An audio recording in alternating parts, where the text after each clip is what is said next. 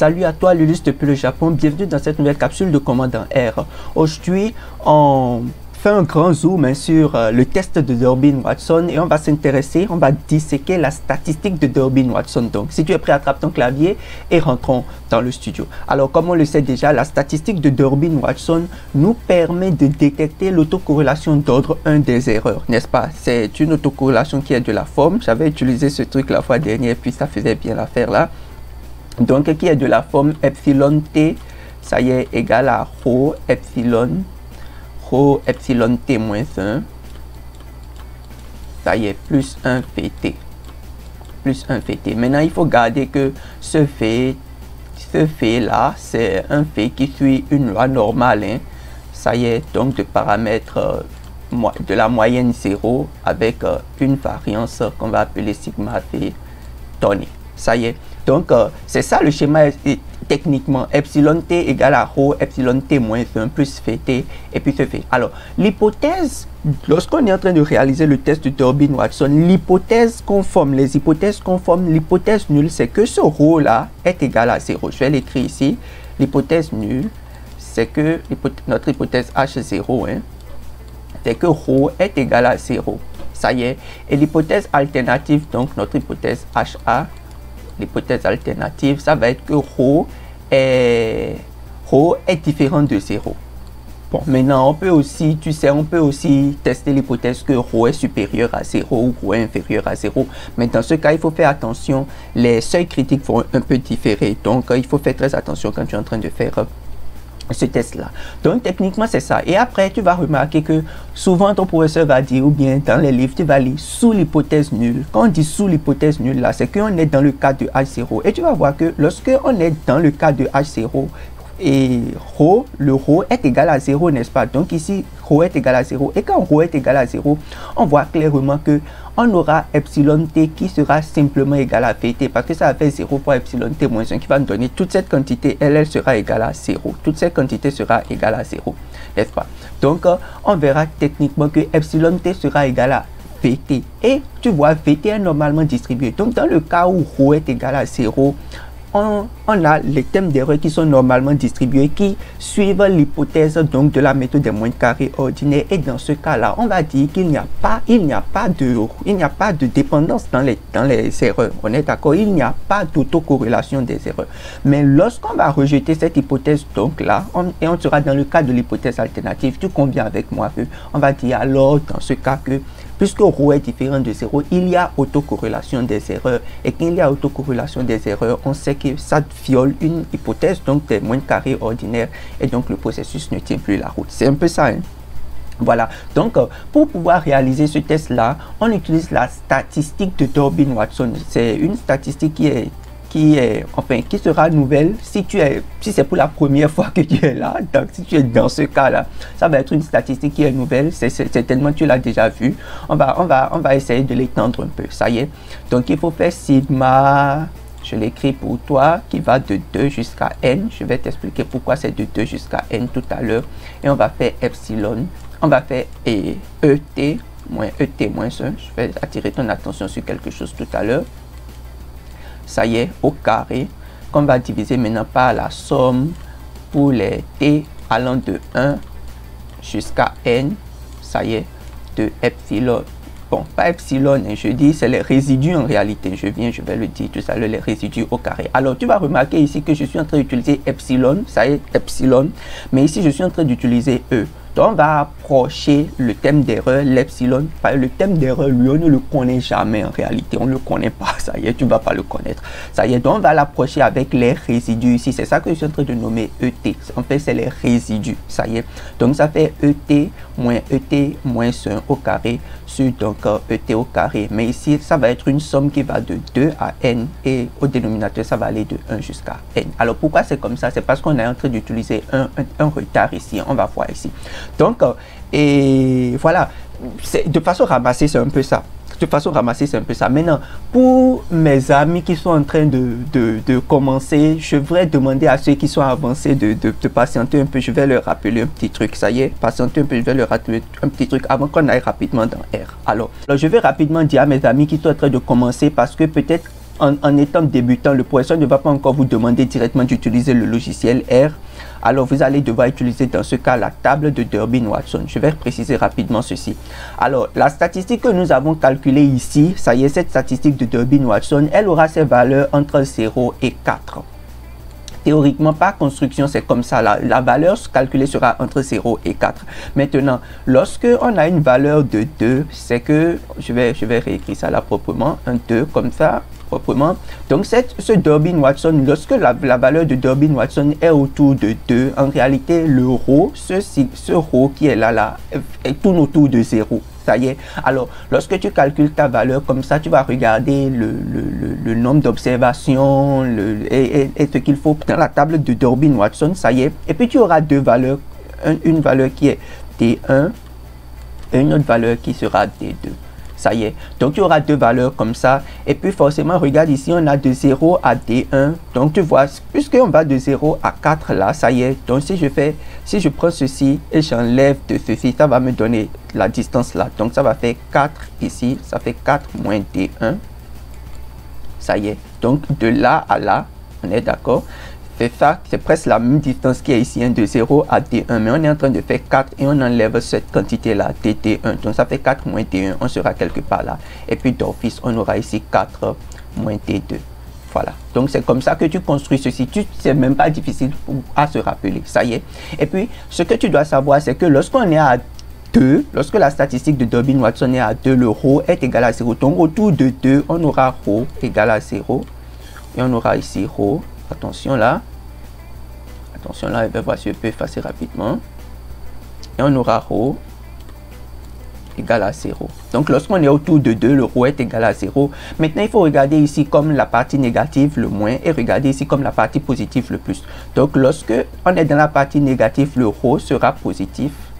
Ça y est. Et lorsqu'on est dans la partie qui est positive, le rho sera négatif. Donc, c'est comme ça que tu construis simplement ta table en utilisant ce trick là, en utilisant ces petits trick là, on est d'accord. Donc la partie négative là, tu regardes la partie qui est en bas ici comme la partie négative et le rho sera positif là, et tu regardes la partie qui est en haut ici comme la partie positive, le rho sera négatif là, et puis là où on n'a rien, donc ça va devenir les points d'interrogation, c'est ce qu'on appelle les zones d'indétermination. On est d'accord. Bon, maintenant ici on est en train de travailler avec R.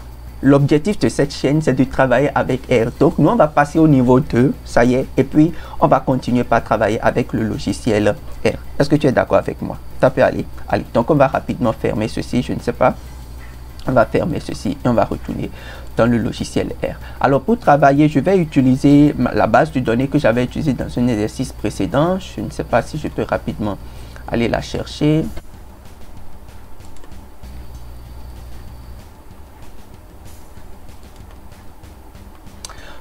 Voilà, donc pour travailler, on va utiliser la base d'état 1. J'en ai déjà parlé dans une capsule précédente que je vais te laisser quelque part là dans la description. Dans cette capsule, je te parle en profondeur de ce qu'on appelle une variable retardée et les variables en différence première. Je suis allé en détail. Il faut regarder cette capsule là absolument. Ça y est, il faut la regarder absolument. C'est très important. Donc, on va revenir avec cette base de données là. Et puis, on peut regarder un peu l'entête et on peut faire head d'état 1. Et regardez l'entête, c'est une base qui est simulée en réalité. On a Y, une série chronologique. Attention, hein, il faut toujours être sûr que les conditions pour réaliser la statistique de Durbin-Watson sont vérifiées lorsque tu es en train d'aller. Bon, c'est un test qui est un peu limitatif, c'est vrai, mais il faut vérifier les conditions avant d'y aller. Ça, c'est un rappel. Donc, on a Y, INS1 et INS2 et INS3 qui sont là. Donc, ce qu'on va faire sans plus tarder, la première étape. Donc, lorsque tu es en train de réaliser la statistique de Durbin-Watson, de façon pratique, voici les étapes que tu prends. La première étape, c'est de réaliser d'abord la régression pour pouvoir estimer les résidus. Donc, on va faire un fit. On va faire LM de façon classique, donc ça va faire Y, INS1 plus INS2 plus INS3. Et on va utiliser data, notre data c'est data 1. Et on peut regarder le summary, bien que ce ne soit pas vraiment ça ce qui nous intéresse. On peut regarder rapidement. Voilà, donc on a un fit qui est bien là. On avait déjà vu dans cette capsule que je vais aussi mettre quelque part là dans la description pour toi. On avait vu qu'il y avait un problème. Bien que ce soit très joli, il y avait un problème, ça y est.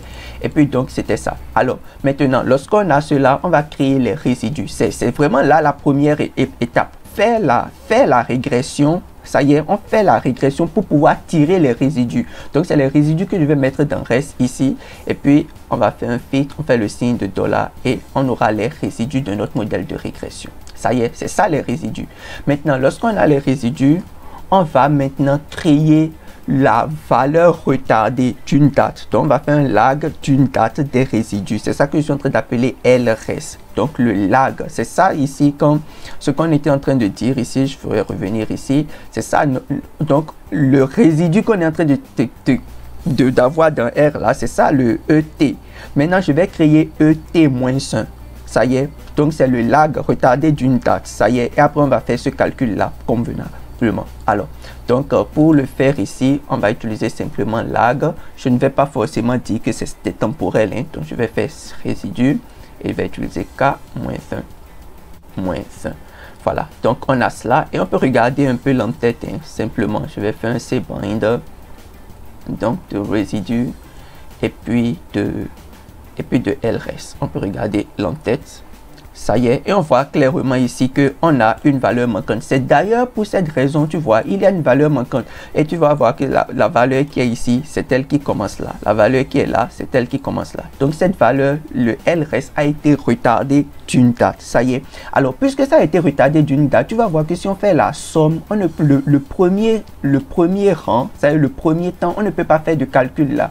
Parce que ici, il y a une valeur manquante. C'est pourquoi dans la formule, la somme commence par 2 et va jusqu'à n. On est d'accord? Et parlant de n, on peut regarder pourquoi c'est comme ça. On va regarder le tail.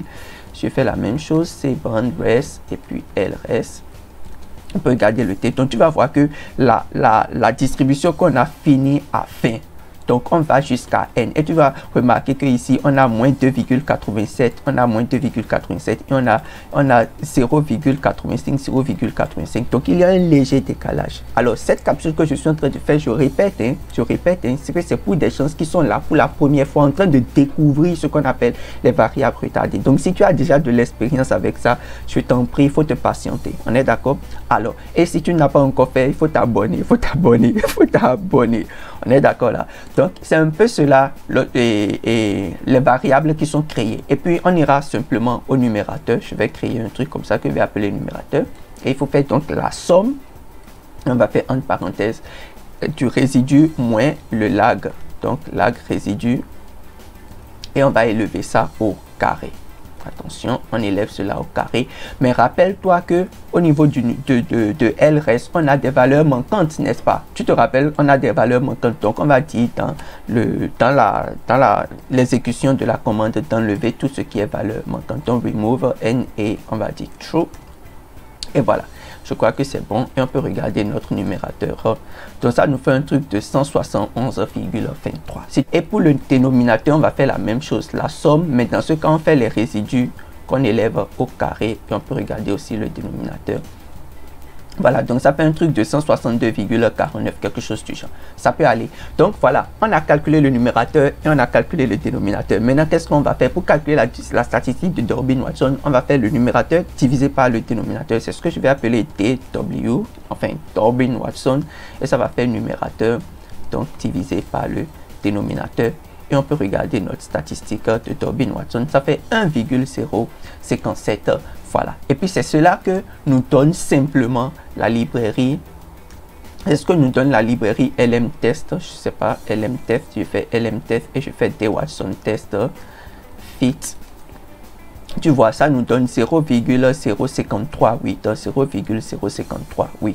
Et puis, ça te passe de tout commentaire. Ça y est. Alors, maintenant, lorsqu'on est au deuxième niveau, je suppose que tu es familiarisé avec R, tu es en train de travailler, de mener ton analyse avec R. C'est le niveau 2 en fait. Maintenant, je parle à ceux qui sont au niveau 2. Quand tu es en train de mener ton analyse avec R, techniquement, tu ne vas plus t'occuper des tables statistiques et autres. Tu vas simplement regarder la p-value. Et tu vois, la p-value est inférieure à 0,05. Ça y est, donc on va rejeter l'hypothèse nulle. Notre hypothèse nulle qui est ici, on va la rejeter. Notre hypothèse nulle qui est là, on va la rejeter. On va prendre l'hypothèse alternative dans un sens ou dans l'autre. Bon, généralement, R te donne l'hypothèse alternative qu'il est en train de considérer. Ça y est, qu'il est en train de prendre pour faire les calculs, il te le donne.